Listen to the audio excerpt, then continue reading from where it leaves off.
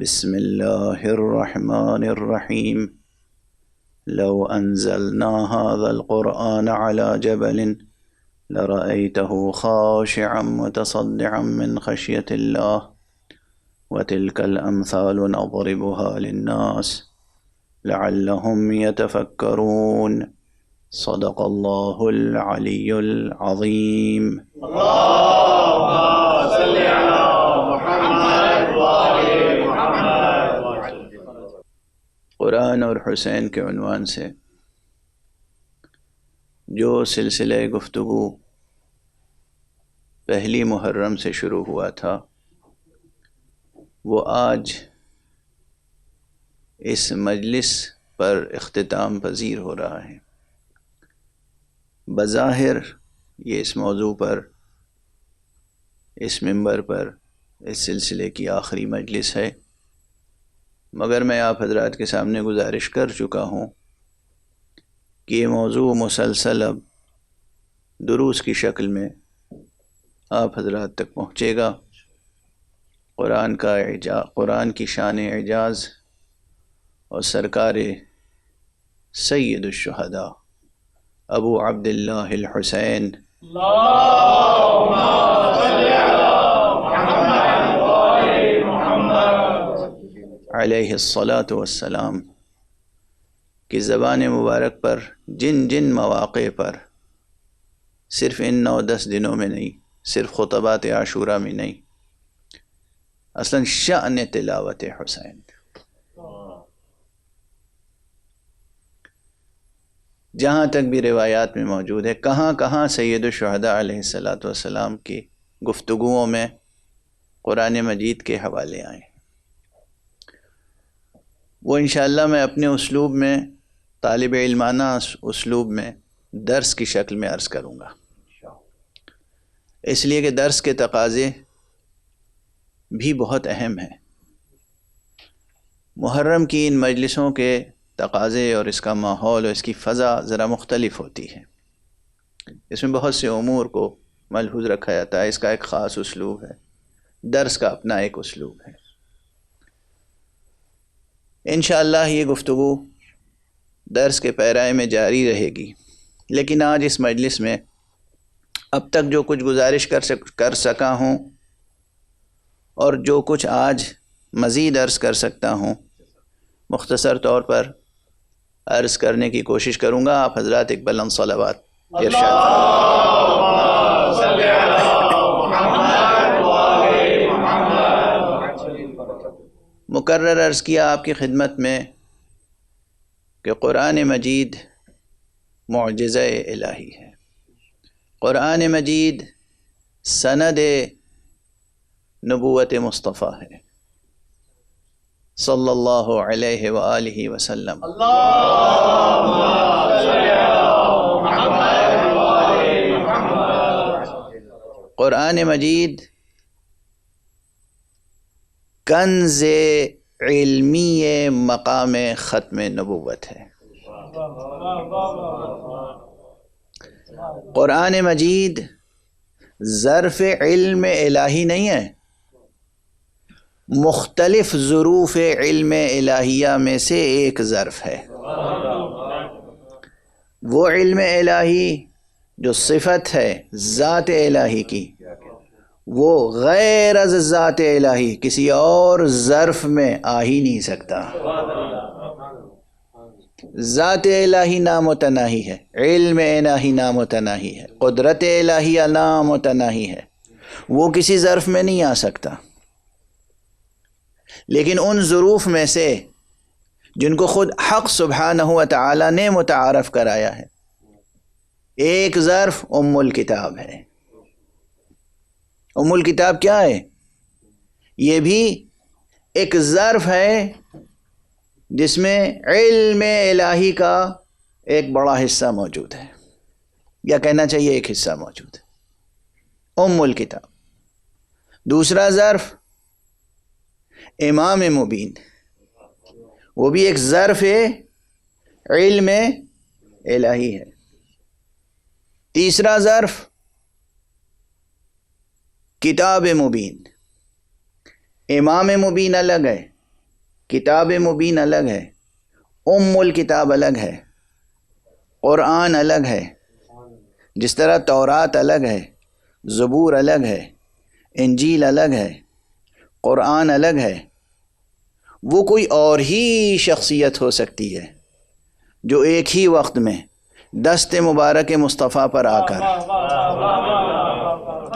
اور اجازت طلب ہو، اے خزینہ دار علم الہی، اجازت ہے کہ اظہار علم الہی کروں؟ ایک صلوات پڑھ دیجئے محمد۔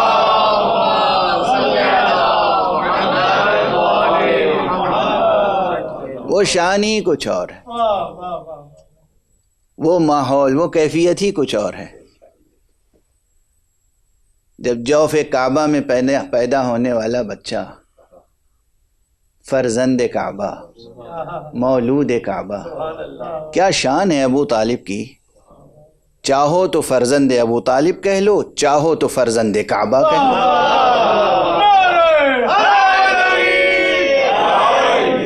کیا شان،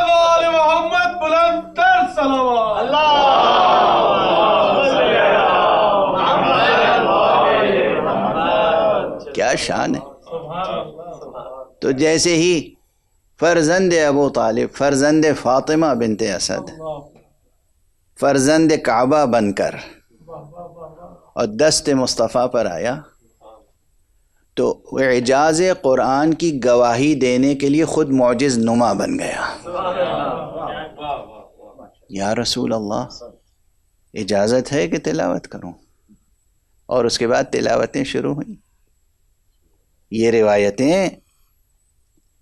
روایتیں کسی شاعر و ادیب نے تخلیق نہیں کی ہیں، یہ روایتیں ایک فقیہ برجستہ، اپنے وقت کے مرجع تقلید، فقیہ، رجالی، محدث، علامہ شہر ابن شہراشوب جیسے عظیم القدر شخصیت نے کتاب مناقب میں نقل کی، اور ان جیسے نہ جانے کتنے اور فقہا نے، اتنے اور فقہا وہ جو نقل حدیث میں بہت احتیاط کرتے ہیں، کتنے فقہا نے ان روایتوں کو نقل فرمایا۔ کون تھا وہ بچہ؟ اب آپ حضرات کے سامنے کیا عرض کروں، آپ کے تو دلوں کے نگینے پر اس کا نام کندہ ہے۔ جتنا بھی شکر ادا کیجئے کم ہے، جتنا بھی فخر کیجئے کم ہے، جتنا بھی ناز کیجئے کم ہے، اور جتنی بھی دعائیں دیجئے اپنے والدین کو کم ہے۔ پر محمد و آل محمد بلند تر صلوات۔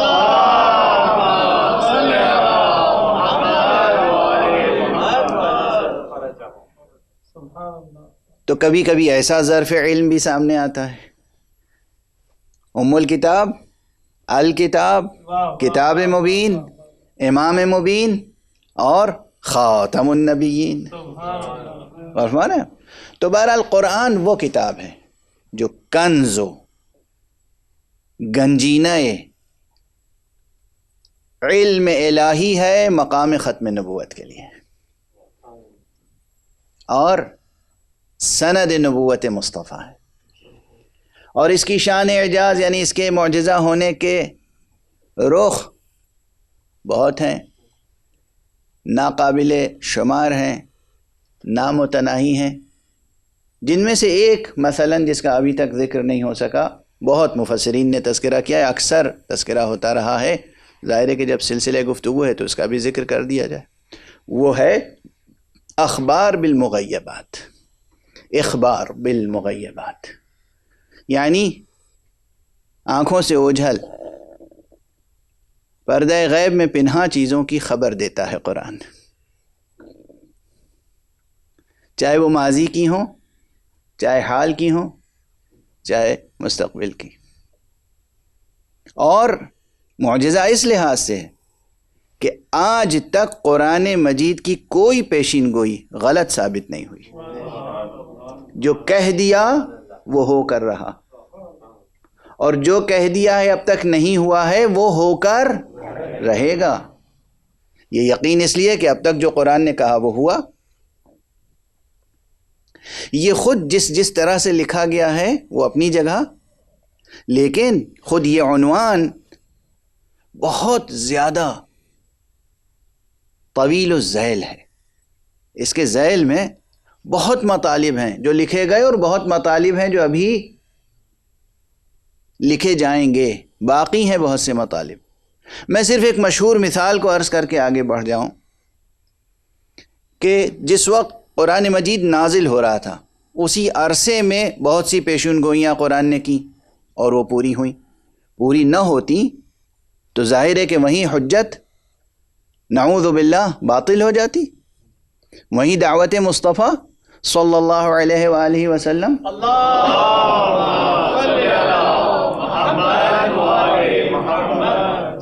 تمام ہو جاتی، متوقف ہو جاتی، نعوذ باللہ، ہزار بار نعوذ باللہ، بطلان ظاہر ہو جاتا۔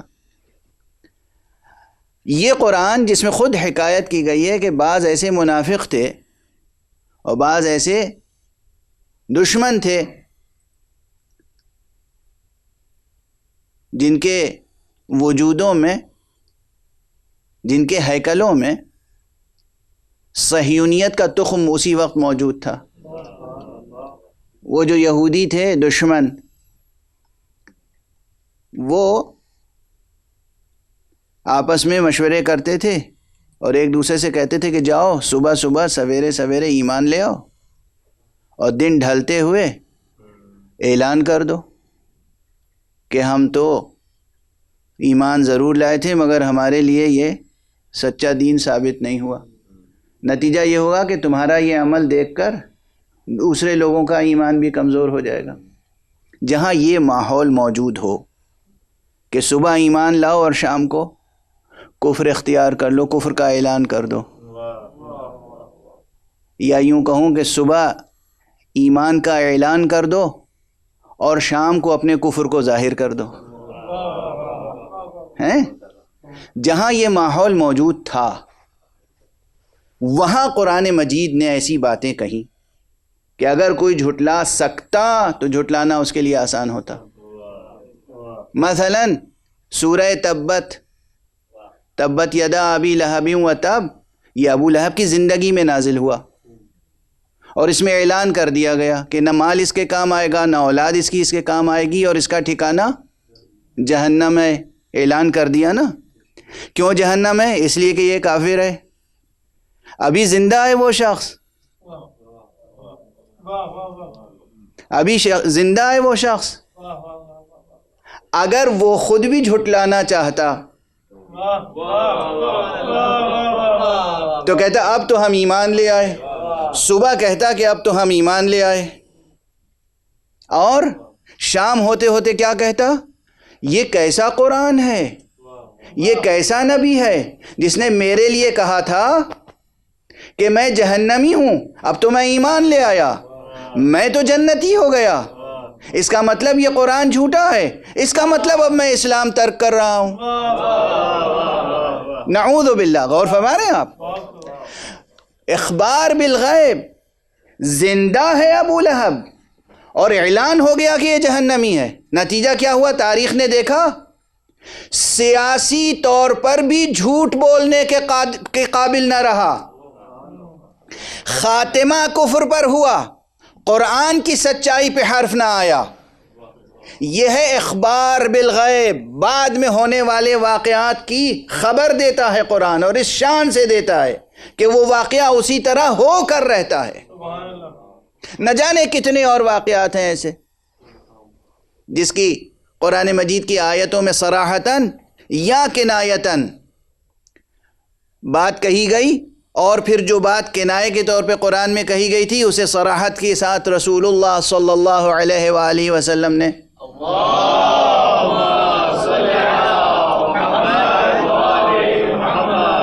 خبر دی، اور جس طرح خبر دی وہ بات اسی طرح واقع ہوئی، چاہے وہ فتح مکہ کا واقعہ ہو، چاہے وہ ہجرت سے متعلق باتیں ہوں، چاہے وہ جنگ بدر سے متعلق باتیں ہوں، جس قدر بھی باتیں ہیں جو اخبار بالغیب سے تعلق رکھتی ہیں. یا سورہ روم سے متعلق مشہور واقعہ، میں تو صرف اس وقت حوالے دے کر آگے بڑھ رہا ہوں تاکہ ایک بحث جو کل شروع ہوئی تھی وہ تھوڑی سی اور آگے بڑھ سکے. تو ایک معجزہ قرآن مجید کا یہ بھی ہے کہ اس نے آئندہ آنے والے واقعات کی خبر دی ہے، اور اس نے پردہ غیب میں موجود حقائق کی خبر دی ہے. اور پردہ غیب میں موجود حقائق صرف مستقبل سے متعلق نہیں ہیں، اور غیب کی بھی قسمیں ہیں، غیب مطلق ہے، غیب اضافی ہے، یہ سب بحثیں الگ. بہت سی چیزیں ماضی میں ہوئیں، بظاہر حضور صلی اللہ علیہ وآلہ وسلم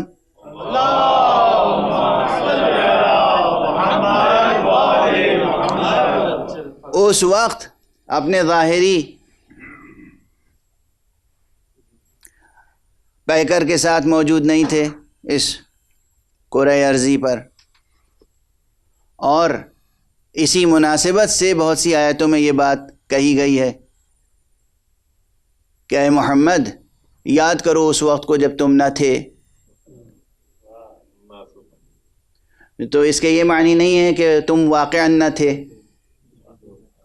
اس کے دو پہلو ہیں. یہ چیز موجود ہے کہ تم اپنے اس ظاہری پیکر کے ساتھ اس کرۂ ارض پر موجود نہ تھے،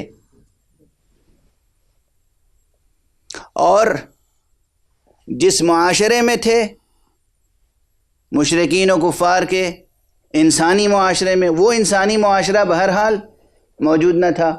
تو اس انسانی معاشرے کی نسبت سے وہ چیزیں غیب کی ہیں، اور اس غیب کو بیان کر رہا ہے قرآن مجید.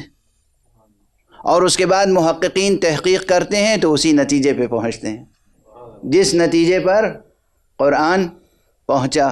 اب یہ اجمالی عنوانات ہیں، سینکڑوں صفحوں کی کتابیں لکھی گئی ہیں ان ایک ایک عنوانات پر، اور ابھی لکھی جائیں گی.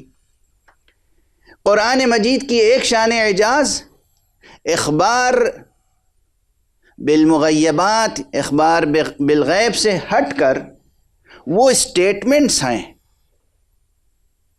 وہ بیانات ہیں جو قرآن مجید کے نزول کے زمانے میں جن کی تصدیق ممکن نہ تھی، لیکن زمانے کے گزرنے کے ساتھ ساتھ ان کی تصدیق ہوتی چلی جا رہی ہے. یہ اصطلاحاً اخبار بالغیب کے زمرے میں نہیں آتی ہیں آیتیں، لیکن یہ آیتیں وہ قرآنی بیانات ہیں جن کی تصدیق جیسے جیسے تجربہ انسانی، عقل انسانی، علم انسانی آگے بڑھتا چلا جا رہا ہے، تصدیق ہوتی چلی جا رہی ہے. یہ بھی ایک پہلو ہے.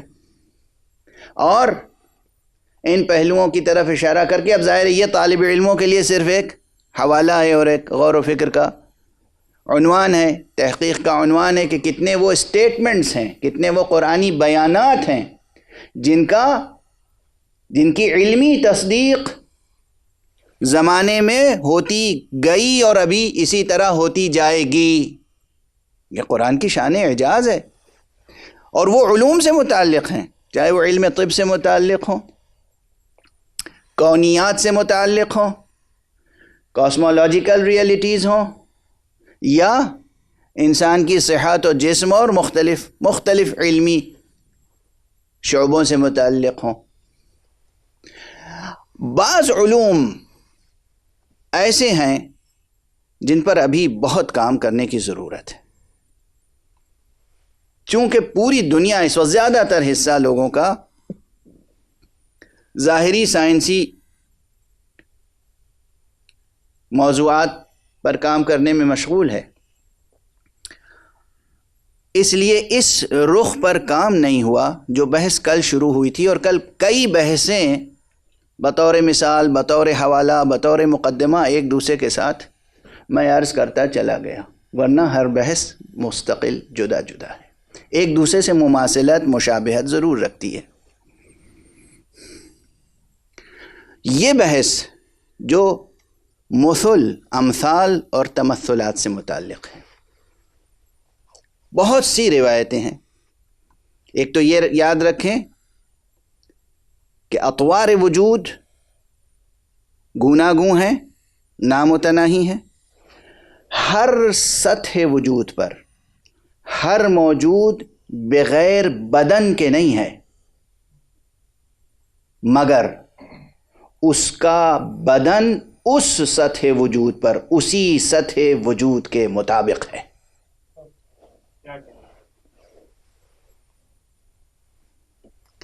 ہے نا تھوڑی سی مشکل بحث. اب مشکل بحثوں کو واقعاً مشکل ہے یہ، اور ان مشکل بحثوں کو اب یہ نہ کہیے گا ممبر پہ مشکل بحثیں لے کر کیوں آتے ہیں، یہ نہ کہیے گا. یہ میں پہلے بھی عرض کر چکا ہوں، ممبر پر جب خطیب آتا ہے، خطیب مکتب حسینی، خطیب مدرسہ غدیر، خطیب آل محمد، وہ خطیب جس کا وظیفہ ہے ذکر قرآن اور ذکر اہل قرآن، اس خطیب کی ذمہ داری یہ ہے کہ جیسے جیسے اس ممبر کی سیڑھیاں چڑھ کے خود بلند ہو، ویسے ہی پورے معاشرے کو پکڑ کے بلند کرنے کی کوشش کرے. محمد وآل محمد بلند تر صلوات.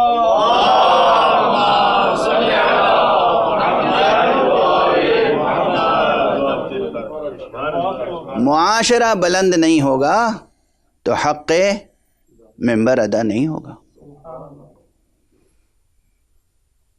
اب دیکھیے پھر وہ بات سے بات نکلتی ہے، معاشرہ کیسے بلند ہوگا؟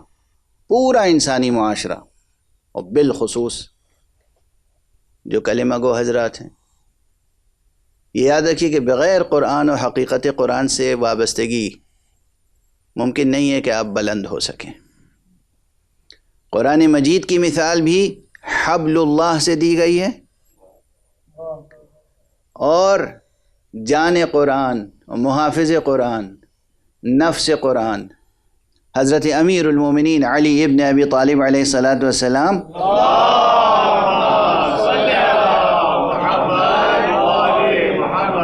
کی مثال بھی حبل اللہ سے دی گئی ہے. لسان پیغمبر پر حبل اللہ، اللہ کی مضبوط رسی، حبل اللہ المتین. یہ رسی کی مثال کیوں دی گئی؟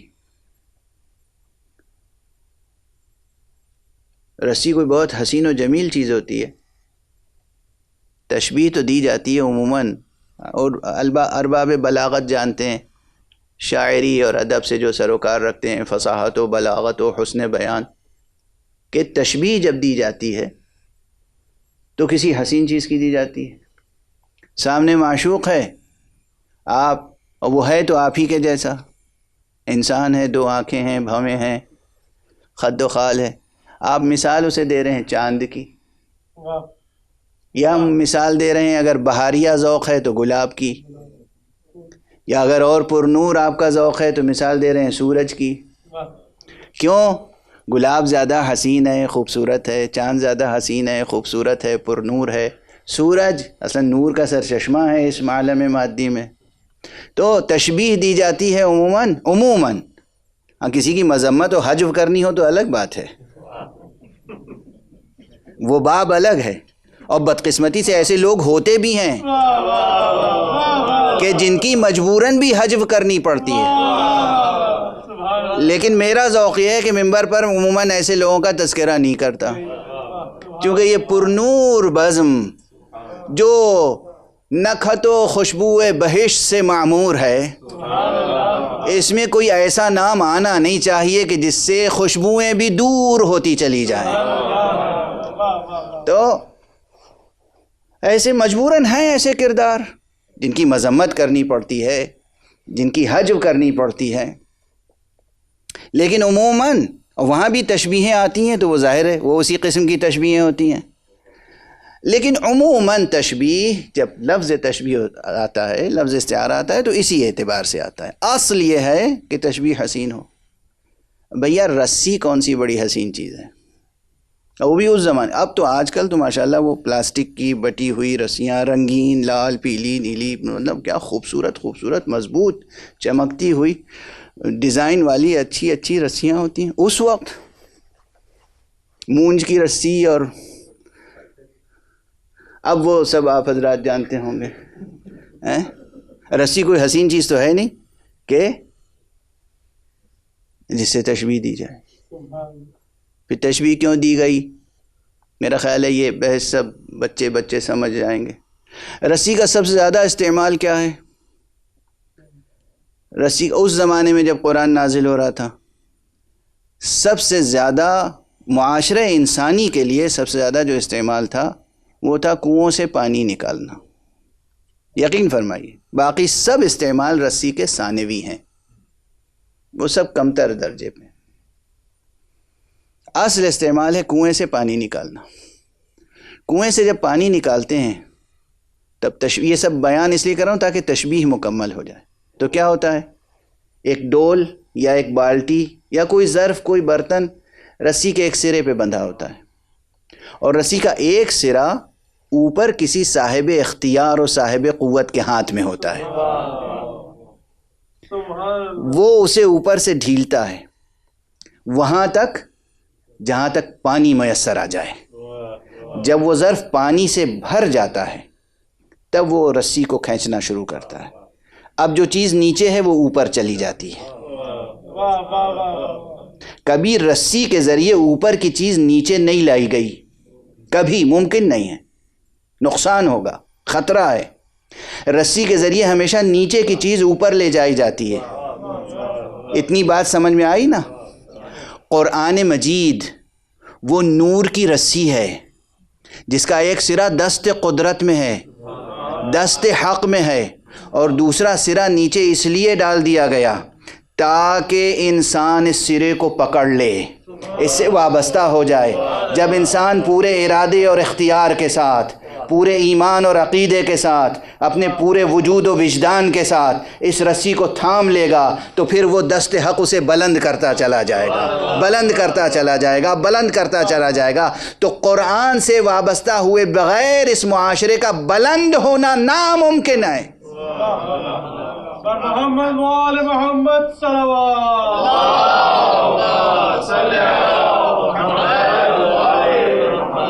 یہی شان قرآن کی ہے، یہی شان اہل بیت کی ہے۔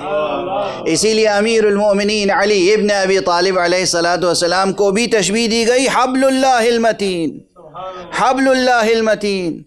اور وہ جو آیت بار بار پڑھی جاتی ہے اتحاد کی دعوت دینے کے لیے، وَاعْتَصِمُوا بِحَبْلِ اللَّهِ جَمِيعًا وَلَا تَفَرَّقُوا، تفسیر اہل بیت دیکھ لیجئے، سب کے سب وابستہ ہو جاؤ اللہ کی رسی سے، تفرقہ نہ کرو۔ اس کے معنی کیا ہیں؟ افسوس ہے، یہ افسوس ہے۔ خود تشریح پیغمبر، توضیح پیغمبر، تفسیر پیغمبر، تعویل پیغمبر کو نظر انداز کر کے لوگ اعلان کیا کرتے ہیں، یعنی جس کو پکڑ کے متحد ہونا ہے اسی کو چھوڑ کے سب متحد ہو جاتے ہیں۔ یہ اتحاد وہ ہے جو خدا کو منظور نہیں ہے۔ اصلا یہ اتحاد نہیں ہے، وہ اتحاد ہے کہ واللہ خدا کی رسی ہاتھ میں ہو، یعنی قرآن ہاتھ میں ہو، ولایت مرتضیٰ ہاتھ میں ہو، اس سے وابستہ ہو جائے تو پھر دیکھیے یہ معاشرہ کبھی پستیوں میں، تاریکیوں میں نہیں رہ سکتا۔ قرآن سے وابستہ ہوں اور اس قرآن ناطق سے جس کا نام علی ابن ابی طالب ہے۔ صلوات پڑھیں محمد۔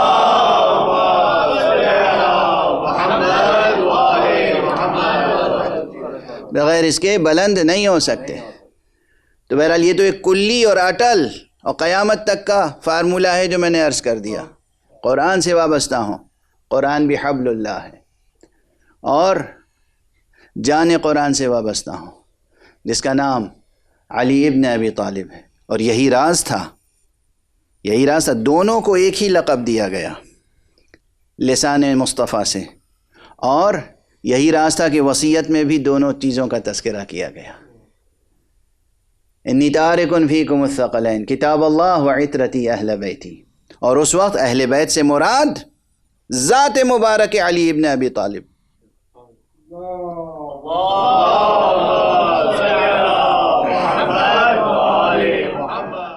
اور یہ بہت سے یعنی علماء اہل سنت نے بھی اعتراف کیا ہے کہ اس وقت اہل بیت سے مراد سب سے بارز شخصیت، سب سے نمایاں شخصیت جو تھی وہ حضرت امیر المومنین علی ابن ابی طالب کی شخصیت تھی۔ جب رسول نے کہا وَأَهْلَ بَيْتِي، اور اسی موقع پر فرمایا کہ هذا علی، اسی موقع پر فرمایا علی مع القرآن والقرآن مع علی، اسی موقع پر ایک خطبے کے یہ جملے ہیں جو الگ الگ چھوٹی چھوٹی حدیثوں کی شکل میں نقل ہو رہے ہیں۔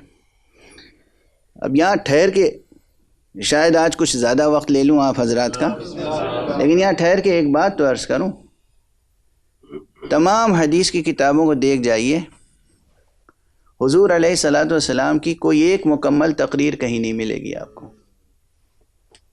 کیا المیہ ہے! حضور کے خطبات جمعہ کہاں چلے گئے؟ خطبات جمعہ کے علاوہ خطبات عید کہاں گئے؟ خطبات عید الاضحیٰ کہاں گئے؟ مختلف مواقع کے خطبات کہاں گئے؟ یہ ایک سطر کی حدیث، 2 سطر کی حدیث، 3-4 سطروں کی حدیث، اس سے زیادہ عموماً نہیں ملتی۔ کیا یہی حق حفاظت کلام پیغمبر ہے جو ادا کیا ہے لوگوں نے؟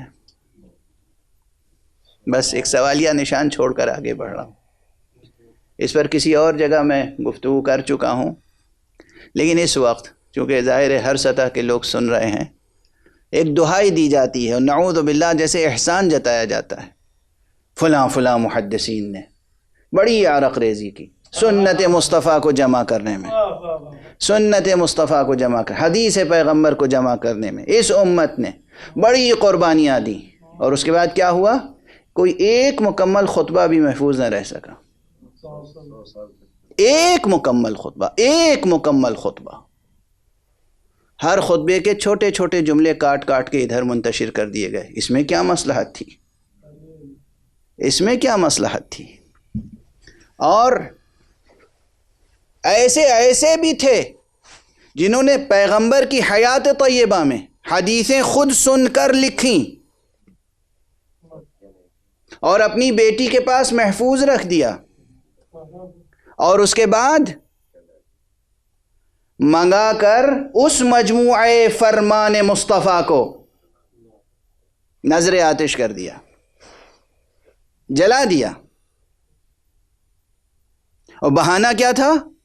خوف یہ ہے کہ کہیں قرآن میں خلط ملط نہ ہو جائے۔ پوری زندگی رسول کے ساتھ رہے، لہجہ قرآن اور لہجہ محمد میں فرق نہ کر سکے۔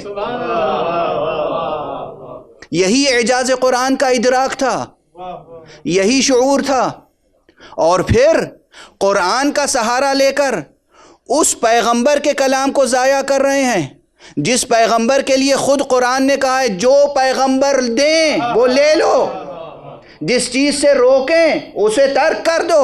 تو پیغمبر نے جو کچھ عطا کیا، جو کچھ دیا، اسے نظر آتش کر رہے ہیں۔ خدا کی قسم کیا امت تھی! ضبط کیجئے گا، ایک جملہ کہے بغیر آگے نہیں بڑھ سکتا۔ کوئی کلام پیغمبر نظر آتش کر رہا تھا، کوئی اس در پیغمبر کو نظر آتش کر رہا تھا جس دروازے پر آ کر مسلسل کہتے تھے السلام علیکم یا اہل البیت۔ کیا تاریخ ہے! کیسی المناک تاریخ ہے! کیسی المناک تاریخ ہے! سیاسی درباروں نے جو تاریخ لکھی، سیاسی مورخوں نے جو بیانات جمع کیے، قلم فروش، ضمیر فروش، ایمان فروش لوگوں نے جو مجموعے تیار کیے، اب رخ بدل جائے گا۔ میری صحت ساتھ نہیں دیتی، بہت سمیٹ کے، بہت ضبط کر کے میں آتا ہوں اور آپ کے سامنے چند جملے عرض کرنا چاہتا ہوں۔ اگر یہ باب کھل گیا تو پھر درد بھی بڑھ جائے گا سینے کا، اور یہ درد آپ تک منتقل بھی ہوگا تو بہت کربناک ہوگا۔ حضور کی حدیثیں نظر آتش کی گئیں،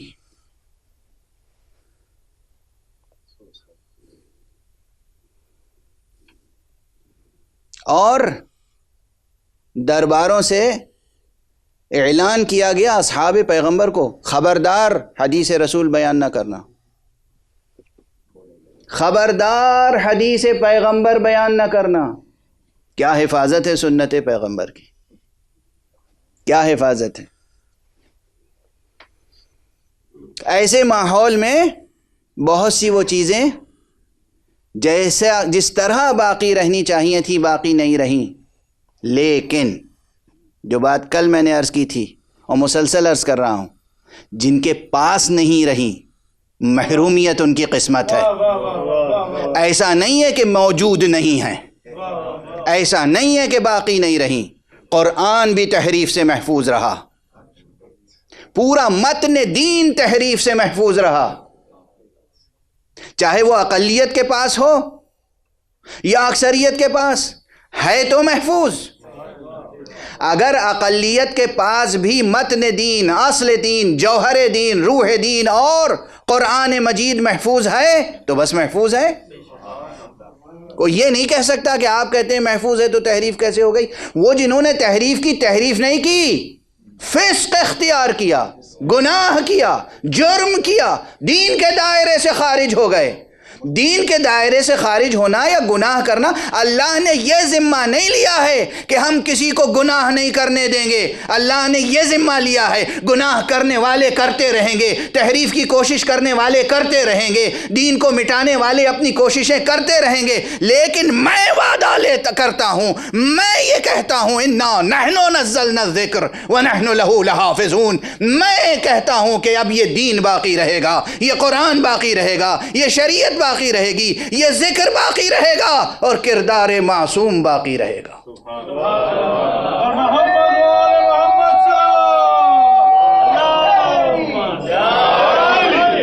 بات سے بات نکلتی چلی جا رہی ہے اور آج بھی کئی عنوانات ایک کے بعد ایک آ رہے ہیں، لیکن اصل جس عنوان کی طرف لانا چاہ رہا ہوں وہ یہ کہ کل جہاں گفتگو پہنچی تھی، قرآن مجید روز محشر ایک خوبصورت حسین جوان کی شکل میں آئے گا، بے نظیر شکل ہوگی، نورانی۔ یہ کیا ہوگا؟ تمثل یا قرآن مجید کا وہ طور سامنے آئے گا جسے سورہ مبارکہ زخرف میں کہا گیا ہے کہ وَإِنَّهُ فِي أُمِّ الْكِتَابِ لَدَيْنَا لَعَلِيٌّ حَكِيمٌ، وہ تو ام الکتاب میں ہمارے نزدیک علی حکیم ہے۔ لیکن اگر علی حکیم لوائے حمد لیے ہوئے موجود ہوگا تو پھر اس طور وجود کو کیا کہیں گے؟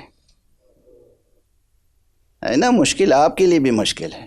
صرف ہمیشہ دوسروں کو نہ کہا کیجئے کہ ان کی سمجھ میں نہیں آتے حقائق۔ کتنے مطالب ہیں، کتنے مقامات ہیں، اور ارتقاء کا ایک ہی قانون ہے، اقرا ورقا، قرآن پڑھتے جاؤ ترقی کرتے جاؤ، ایک ایک آیت پڑھو گے ایک ایک درجہ بلند ہوتے جاؤ گے۔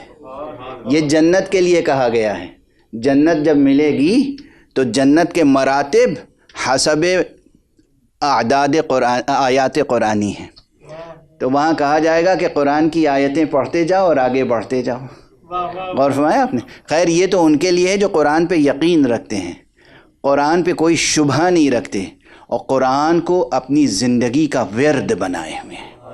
یاد رکھیے قرآن ربیع القلوب ہے۔ اہل دل ایک دوسرے سے جب ملتے ہیں تو معلوم ہے کیا پوچھتے ہیں؟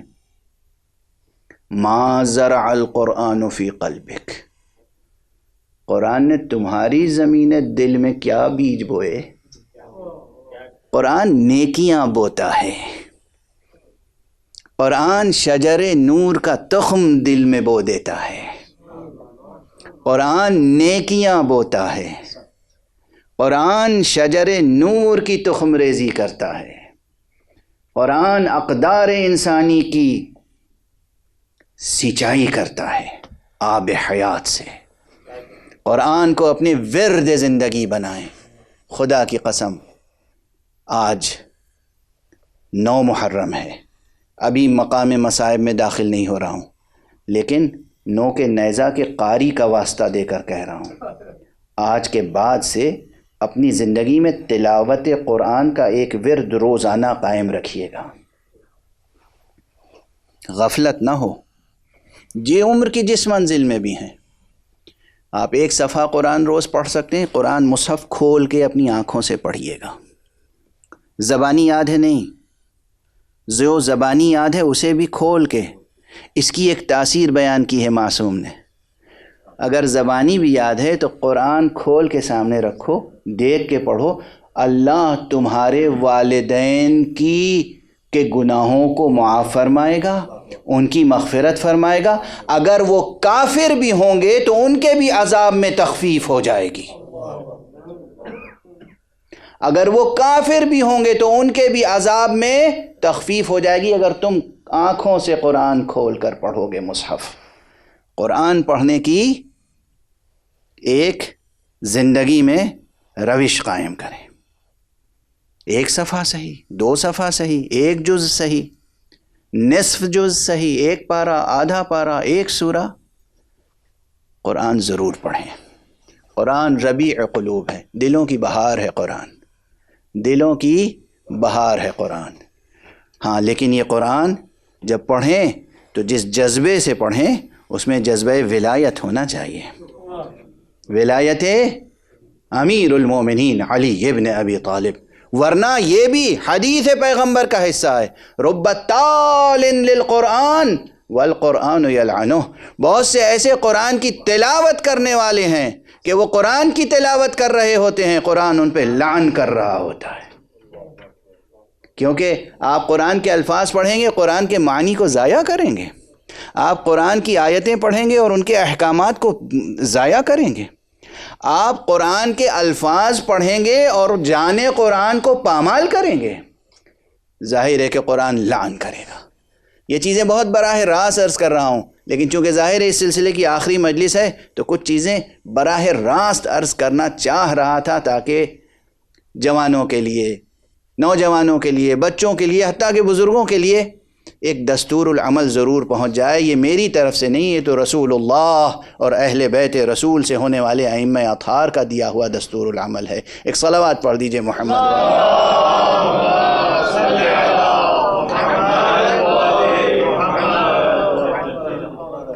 تو یہ قرآن قیامت میں جب آئے گا تو ایک حسین پیکر میں آئے گا۔ اور بھی روایتیں ہیں، اور بھی واقعات ہیں، مشاہدات ہیں، تجربات ہیں، کرامات کے ذمہ میں آتا ہے۔ سورہ مبارک یاسین مثلا دیکھنے والوں نے دیکھا کہ کوئی شخص دفن کیا گیا اور اس کے بعد ایک حسین و جمیل نوجوان آیا جو قبر میں داخل ہو گیا۔ اب اشارہ کر رہا ہوں میں، تفصیل سے تو واقعات میں کبھی پڑھتا ہی نہیں ہوں، عموماً اشارہ کر کے۔ بعد میں مکاشفات کے نتیجے میں، چاہے وہ مکاشفہ بتوسط معصوم ہو یا بتوسط ولی اللہ یا بتوسط عارف باللہ، معلوم ہوا یہ حسین پیکر جو تھا یہ سورہ یاسین، سورہ یاسین نے قبر میں داخل ہو کر کہا کہ گھبرانے کی بات نہیں ہے، تم مجھے روز پڑھتے تھے نا، تلاوت کرتے تھے، ہم تمہاری مدد کے لیے آ گئے۔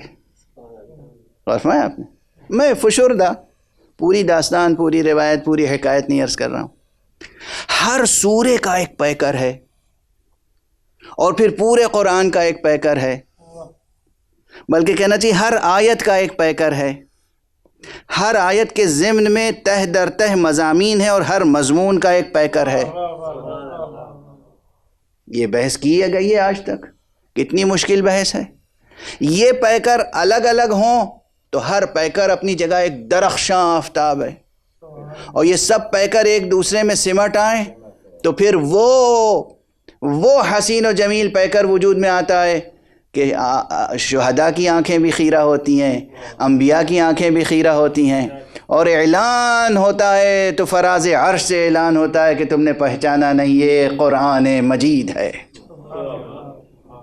یہ سب مسائل روایت کی زبان میں جو موجود ہیں، لسان روایت میں جو آئے ہیں، اسے علمی اور انسانی منطقی سطح پر کس طرح حل کریں گے، حل کرنے کی کوشش کی جائے یا نہیں؟ اور فرمائیں آپ، یا صرف غلو اور ضعیف و منکر اور یہ سب اصطلاحیں استعمال کر کے کلام معصوم کو نعوذ باللہ ضائع کر دیا جائے؟ اگر معصوم کی زبان پر یہ مطالب آئے ہیں، انہوں نے بیان کہاں کیا؟ عالم الست میں؟ انہوں نے بیان کہاں کیا؟ اسی زمین پر۔ جب یہاں بیان کیا انہوں نے تو ہمیں یہیں رہتے ہوئے اپنی عقل کے ذریعے سے ان معضلات کو حل کرنا ہے۔ ان معضلات کو حل کرنے کے نتیجے میں جب اعمال فکر کریں گے، یعنی فکر کا استعمال کریں گے، تو پھر مقدمات ترتیب دینے ہوں گے۔ مقدمات ترتیب دینے کے بعد نتائج تک پہنچیں گے۔ یہ مقدمات اور نتائج علوم کی شکل میں سامنے آئیں گے۔ غور فرما رہے ہیں آپ؟ کتنے علوم کی تاسیس ہو چکی اور ابھی کتنے علوم کی تاسیس کلام معصومین کی روشنی میں باقی ہے۔ ہاں، یہ بحث یہاں سے لے کر حوضے تک کارآمد ہے۔ جو جہاں تک اس کو سن سکے اور ذہن و ضمیر میں جگہ دے سکے۔ جب یہ بحث چلے گی، ایک تو یہ پیکر ہے ہمارا آپ کا جسمانی۔ اب یہاں مثال کے طور پر عرض کروں، شاید یہ مطلب مکرر ہو لیکن عرض کر لینے دیجئے کہ خود آپ اپنے پیکر کو کن کن شکلوں میں دیکھتے ہیں۔ یہاں پر ایک اہم بحث ہے اور وہ خواب سے متعلق۔ ہم آپ سب خواب دیکھتے ہیں۔ ایک تو آپ کا یہ جسم ہے، اور ایک جب خواب آپ دیکھتے ہیں تو اس خواب میں بھی آپ اپنے آپ کو دیکھتے ہیں، اپنے بزرگوں کو دیکھتے ہیں۔ مثلا کسی نے اپنے والد کو خواب میں دیکھا کہ والد آئے تھے، بیٹھے، گفتگو کی، مجھے شیرینی دی، کوئی تحفہ دیا، مجھے نصیحتیں کی، چلے گئے۔ اس طرح کے خواب دیکھتے ہیں۔ آپ جب بیدار ہوتے ہیں تو والد کا پیکر بھی ذہن میں ہوتا ہے، کلام بھی ذہن میں ہوتا ہے، یاد رہتا ہے، اس چیز کی لذت بھی یاد رہتی ہے۔ اور ہمارے یہاں وہ ایک پیکر تو آپ دفن کر چکے خاک میں، اب یہ مرحوم والد کو جو خواب میں دیکھا، یہ کون سا پیکر ہے؟ بحثیں بہت ہیں یہاں پر، یہ صرف تقریب ذہن کے لیے مثال دے رہا ہوں۔ تو ایک جسم ہے یہ مادی، ایک جسم ہے مثالی، اسے کہتے ہیں جسم مثالی یا جسم برزخی۔ ایک جسم، اسے بھی بدن کہیں گے یا جسم کہیں گے، یہ کہنا مجبوری ہے، لیکن جسے موصول کہتے ہیں وہ بھی عالم بالا میں انہیں موصول مجردہ کہتے ہیں، تجریدی، ایبسٹریکٹ موصول، ایبسٹریکٹ فارمز۔ یہ ایبسٹریکٹ فارمز یعنی ایبسٹریکٹ کس سے؟ میٹر کی کیریکٹرسٹکس سے، مادے کی خصوصیات سے۔ بہت بوجھل ہو گئی گفتگو نا، بہت مشکل ہو گئی، ابھی آپ سرشار ہو جائیں گے جب، اور یہ سب ایک ہی وجود کے مختلف پیکر ہیں۔ حق سبحانہ و تعالی، حق سبحانہ، یہ بحث بالکل سمیٹ دی، بہت بیچ میں چیزیں باقی ہیں، مقدمات باقی ہیں، نتائج باقی ہیں، تفصیلات باقی ہیں، ظاہر ایک تقریر میں سب سمیٹ کر عرض نہیں کیا جا سکتا۔ حق سبحانہ و تعالی جب کسی کو اختیار عطا کرتا ہے، قدرت عطا کرتا ہے، تو پھر وہ یہ قدرت اور اختیار بھی عطا کرتا ہے۔ ایک منزل وہ آتی ہے کہ جب حق سبحانہ و تعالی کی عنایت سے، اس کی عطا سے، اس کی عنایت سے ایک موجود اس پر قادر ہوتا ہے کہ خود اپنی ہی تمثیل، اپنا ہی وجود ایک سے زیادہ خلق کر سکے، ایک سے زیادہ خلق کر سکے۔ یہ آپ کے لیے ناممکن نظر آ رہا ہے، وہاں ممکن ہے، ممکن نہیں، واقع ہے۔ جاؤ، یقین نہ آئے تو در علی پر جاؤ، آزمائش کے لیے، امتحان کے لیے دعوت کرو، ایک وقت میں 40 حضرات پہنچ جائیں، کریں دعوت، ایک دن میں، ایک ساعت میں، ایک وقت میں سب دعوت کریں۔ آقا نماز مغرب و عشاء کے بعد آج ہمارے ہاں تناول فرما لیجئے گا، یا ابن ابی طالب آج نماز عشاء کے بعد ہمارے ہاں تناول فرما لیجئے گا، اے رسول کے جانشین آج نماز عشاء کے بعد ہمارے ہاں تناول فرما لیجیے گا، اور سب سے کہتے جا رہے ہیں انشاءاللہ انشاءاللہ بارک اللہ، انشاءاللہ بارک اللہ، انشاءاللہ بارک اللہ۔ 40 تک فہرست پہنچ گئی۔ افسوس ہے کہ اس عہد میں بعض حضرات صاحب عمامہ، بعض حضرات ہم میں سے، غیر نہیں ہم میں سے، اس طرح کی روایتوں کو پڑھنے سے گریز کرتے ہیں، اسے غلو آمیز سمجھتے ہیں، اور یہ سمجھتے ہیں کہ یہ ناممکن ہے، یہ سمجھتے ہیں کہ اس کا علمی طور پر استدلال ممکن نہیں ہے۔ یہ فقیر عرض کر رہا ہے علمی طور پر، حکمی طور پر بھی استدلال ممکن ہے، نقلی اعتبار سے بھی ثابت ہے۔ اور جو عرفاء ہیں واقعاً انقلابی عرفاء، جو صرف صوفی محض نہیں ہیں، خانقاہی نہیں ہیں، جو اصولی بھی ہیں، درایت و رجال میں بھی قدم رکھتے ہیں، اور فقیہ و مجتہد ہونے کے ساتھ عارف بھی ہیں، وہ مقام بحث میں اس بات کرتے ہیں، استشہاد کرتے ہیں، میری روح فدائے نام حضرت امام خمینی ہو جائے، جنہوں نے اپنے ابحاث میں ثابت کیا اور مثال دی کہ یہ روایت اہل غلو کی نہیں ہے، یہ حقیقت ہے۔ لوگوں نے 40 جگہ علی ابن ابی طالب کو بلایا، علی ابن ابی طالب ایک وقت میں 40 جگہ موجود تھے۔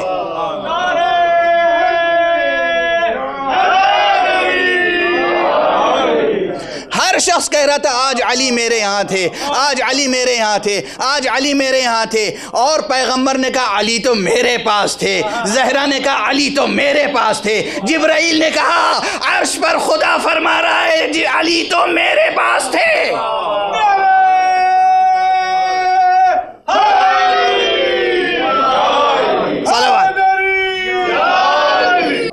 خدا جسے قدرت دے، مولوی قدرت سلب کر سکتا ہے،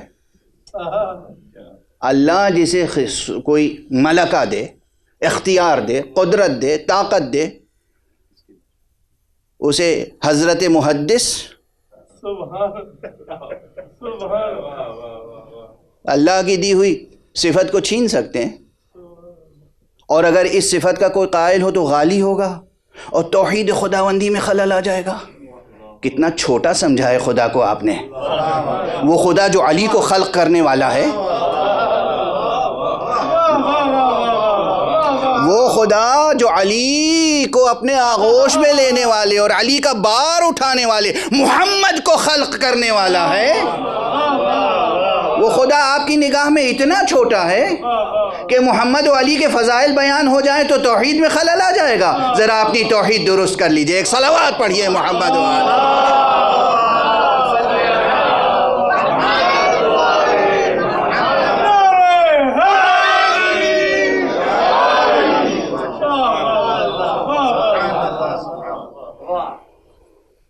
وہ تو 40 مقامات پر۔ اچھا ایک بات اور عرض کروں، مدد کرنے کے طریقے ہوتے ہیں، کبھی مدد کھل کے کی جاتی ہے، کبھی مدد پوشیدہ رہ کے کی جاتی ہے۔ زیادہ اچھی حسین بڑی مدد وہ ہوتی ہے جو پوشیدہ رہ کے کی جاتی ہے، ٹھیک ہے نا؟ اور یہ جو خواب کی مثال تھی، مثال ہی تھی، مثال دی جاتی ہے تقریب ذہن کے لیے۔ آپ کسی مسئلے میں الجھے ہوئے ہوں اور دعا کر کے سوئیں، اور خواب میں آپ کے والد آ جائیں اور اس مسئلے میں ہدایت کر کے چلے جائیں، مدد ہوئی یا نہیں ہوئی؟ ہوئی مدد۔ اچھا اسی طرح یعنی وہ تو ظاہر بظاہر لوگوں نے 40 جگہ مدعو کر لیا تھا، تو اس ظاہری جسم کے ساتھ ہر ایک کی دعوت قبول کی۔ اب اس میں شک نہ کیجئے کہ ایک وقت میں کرۂ ارض پر جتنے بھی لوگ مدد کے لیے پکاریں،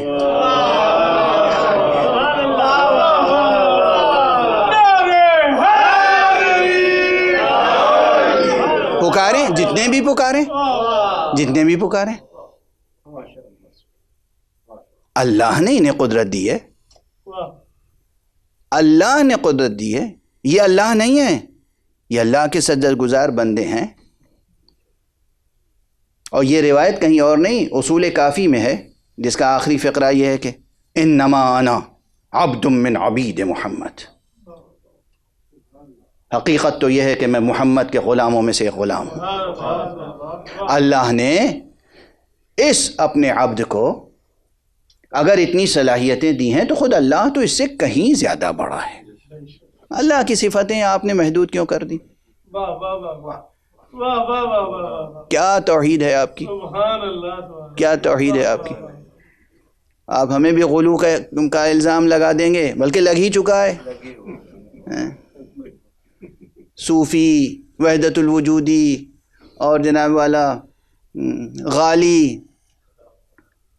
عجب مصیبت ہے، کوئی غالی کہتا ہے کوئی مقصر، اور ہم تو اپنے کو قاصر سمجھتے ہیں. خدا کی قسم جتنا بھی فضائل بیان کر دیں قاصر کے قاصر رہیں گے. ہم سے کہیں بیان ہو سکتے ہیں فضائل؟ ہم سے کہیں حق بندگی ادا ہو سکتا ہے؟ نہ اللہ کی حق بندگی ادا ہو سکتا ہے، نہ پیغمبر کے لیے حق نعت ادا ہو سکتا ہے، نہ معصومین کے لیے حق منقبت و ثنا اور حق فضیلت ادا ہو سکتا ہے، نہ عملاً نماز روزے کا حق ادا ہو سکتا ہے. ہم ہیں کیا؟ کس شمار میں، کس قطار میں ہم کیا ہیں؟ آپ کا جو جی چاہے کہہ لیجئے. مولا علی کی محبت میں کہیں گے تو انشاءاللہ آپ کو ثواب ملے گا، اور اگر سیاسی طور پہ کہیں گے تو ایسا عذاب ملے گا کہ ہم بھی دیکھیں گے. ایک صلوات پڑھ دیجئے محمد و آل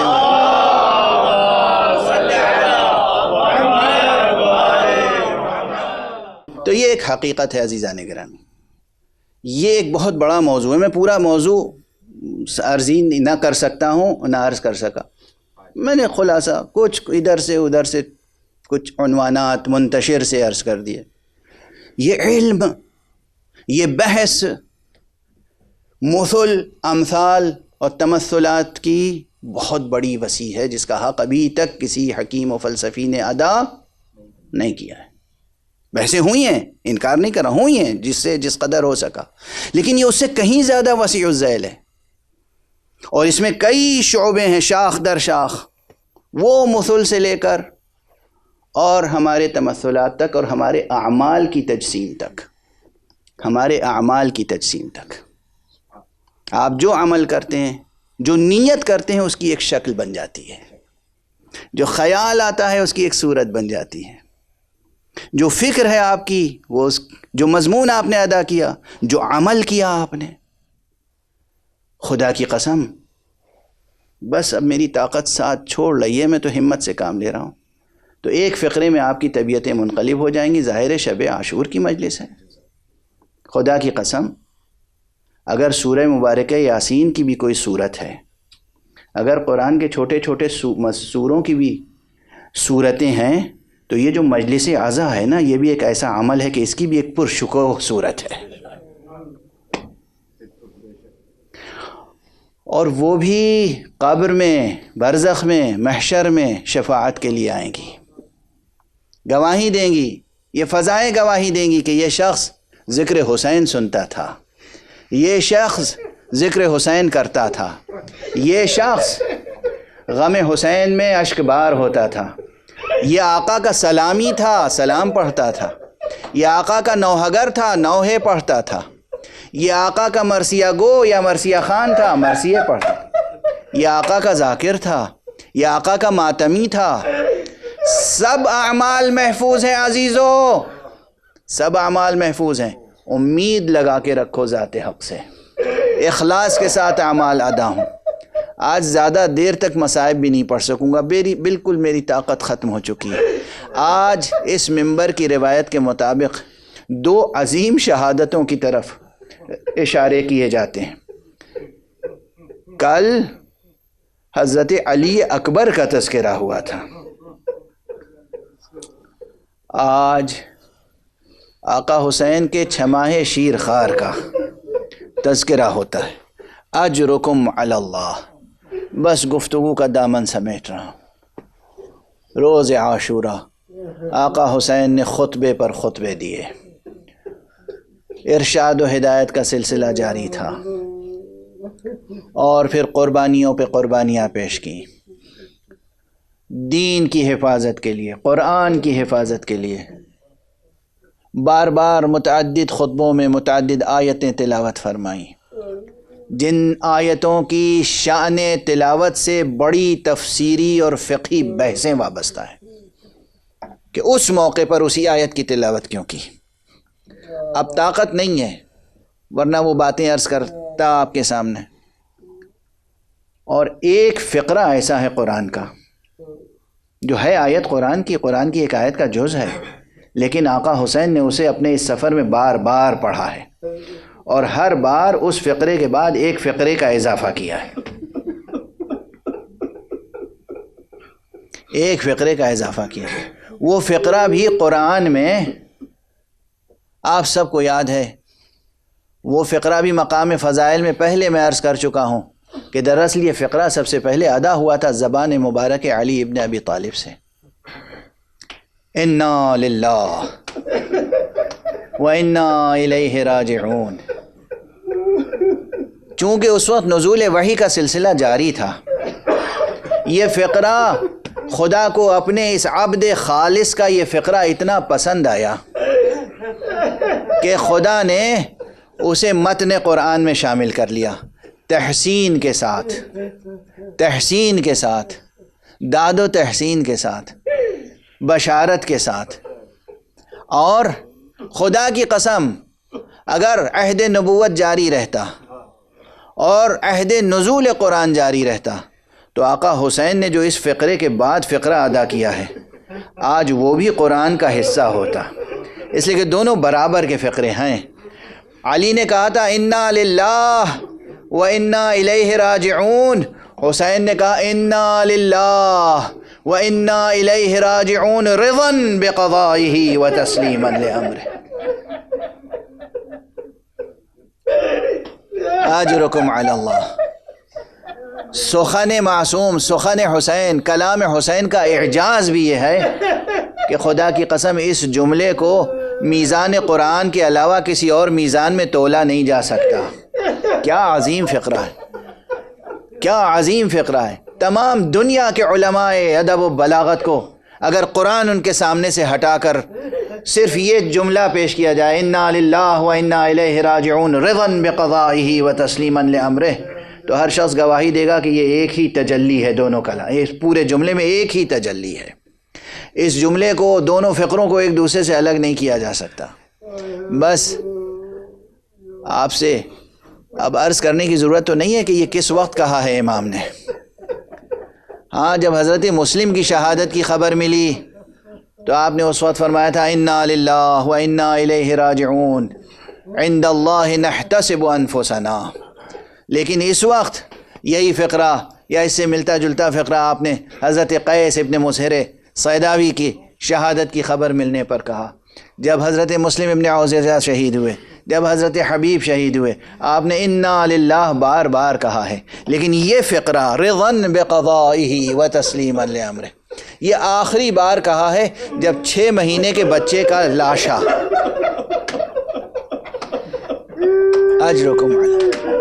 اجرکم جب ایک بچہ 6 مہینے کا بچہ جسے آقا لے گئے تھے کہ اگر میں تمہاری نگاہ میں گناہ گار ہوں تو یہ 6 مہینے کا بچہ، شیرخوار بچہ، دنیا کے کسی قانون میں گناہ گار نہیں ہوتا. اسے تو ایک گھونٹ پانی پلا دو، اور اس کے بعد صرف یہی نہیں کہ آقا نے کہا ہو، آپ سب جانتے ہیں اور دیکھنے والوں نے بیان کیا ہے، درباری رپورٹروں نے نہیں، کہ آقا نے ایک مرتبہ اپنے بچے کو دیکھا اور کہا تم حجت خدا کے فرزند ہو، اپنی پیاس کا اعلان کر دو. ننھے سے بچے نے اپنا مرجھایا ہوا چہرہ فوج کی طرف کر دیا. بچے عموماً ماں یا باپ کی گود میں ہوتے ہیں تو سینے سے لپٹے رہتے ہیں. بچے نے چہرہ گھمایا، سوکھی ہوئی زبان سوکھے ہوئے ہونٹ پر پھیری، اور فوج میں انقلاب آ گیا. کچھ ایسے تھے جو چاہتے تھے کہ آ کر پانی پلا دیں، لیکن عمر ابن سعد نحس نے آواز دی حرملہ ابن کاہل کو کہ اقطع کلام الحسین، حسین کے کلام کو قطع کر دے. اس نے تیر سے نشانہ لیا اور ایک تیر خطا کر گیا، دوسرا تیر خطا کر گیا، لیکن تیسرا تیر اس طرح آ کر گلوئے اصغر میں پیوست ہوا کہ بچے کا گلا اور باپ کا بازو ایک ساتھ زخمی ہوا۔ آقا حسین نے تیر کو کھینچا، بچے سے خطاب کیا، بچے کے گلے سے 2-3 قطرے لہو کے، آسمان کی طرف دیکھا، زمین کی طرف دیکھا، اور اس کے بعد اپنے چہرے پر مل کے کہا بیٹے گواہ رہنا اسی طرح میں نانا رسول اللہ کی خدمت میں حاضر ہوں۔ اجرکم علی اللہ، اجرکم علی اللہ۔ میں اس موقع پر خواتین بھی سن رہی ہیں، بچے بھی سن رہے ہیں، مومنین سن رہے ہیں، مکتب حسینی کی تربیت گاہ ہیں یہ مجلسیں۔ سنو کس طرح خدا کا احترام باقی رکھتے ہیں، کس طرح توحید کا عقیدہ سلامت رکھتے ہیں، کس طرح قرآن اور دین کی حرمتوں کو محفوظ رکھتے ہیں۔ سنو جناب رباب، اس چھماہے کی ماں، اس چھماہے کی ماں، کسی روایت میں نہیں ہے نا کہ وہ معصومہ تھیں، معصومہ تو نہیں تھیں لیکن معصوم کے حرم میں داخل تھیں۔ امام کی تربیت، امام کی توجیہات، امام کی تعلیمات، امام کی صحبت میں رہنے کا اثر کیا تھا؟ عموماً کوئی عام سی خاتون ہوتی تو کیا کیا گلہ کرتی، کیا کیا فریاد کرتی، کیا کیا نوحے کرتی۔ ہم کرتے ہیں، ہمیں کرنے کا حق ہے، ہمیں کرنا ہے، ہمارا فریضہ ہے۔ لیکن جب چھدا ہوا گلا لے کر صغیر کو آقا حسین خیمے کے دروازے پر آئے اور دامن ابا کو ہٹایا، ایک مرتبہ ماں نے دیکھا اور نہ خدا سے گلا نہ شوہر سے شکوا، پورا مرثیہ ایک چھوٹے سے جملے میں، ارے میرے بچے کیا تیرے جیسے بھی نہر کیے جاتے ہیں؟ بنیا مثلو کا ینحار۔ بس آج کی مجلس تمام ہوئی، ایک چھوٹا سا فقرہ رباب کا اور ایک چھوٹا سا فقرہ زینب کا۔ اب طاقت نہیں ہے کہ سرکار سید الشہداء امام حسین کی شہادت پڑھ سکوں، شہادت عظمیٰ کا بیان ممکن نہیں، مگر ایک جملہ، جب کوئی نہ تھا ہر قربانی حسین خدا کی بارگاہ میں پیش کر رہے تھے۔ اکبر کو پیش کیا، قاسم کو پیش کیا، اصغر کو پیش کیا، اون و محمد کو پیش کیا، 72 لاشیں، 72 قربانیاں خدا کی بارگاہ میں پیش کی۔ جب خود حسین گھوڑے سے زمین پر آئے اور آپ کا گلا کٹ گیا، زینب آئی، اب فاطمہ نہیں ہے بظاہر، محمد نہیں ہے، اور آکے کا پروردگار اللہم تقبل منا ھذا القربان، پروردگار ہم اہل بیت مصطفیٰ کی طرف سے یہ قربانی قبول فرما۔ انا للہ وإنا إليه راجعون رضا بقضائه وتسليما لأمره۔ إنا لله وإنا إليه راجعون رضا بقضائه وتسليما لأمره۔ إنا لله وإنا إليه راجعون رضا بقضائه وتسليما لأمره۔